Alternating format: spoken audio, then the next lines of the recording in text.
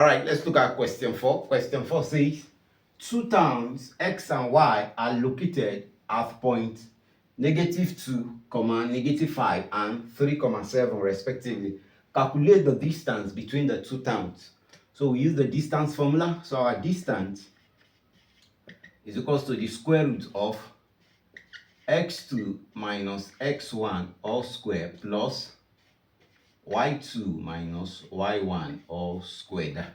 This is the formula we use now. This is our point. This is our x and y axis. So this is x1. We label it. This is y1. This is x2 and this is y2. So let's impute it. Our x2 is 3. So we have this is 3 minus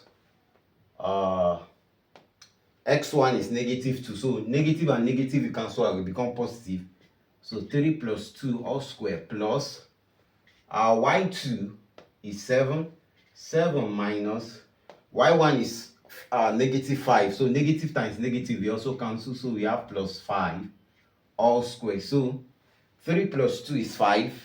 So we have square root of 5 squared. That's 25.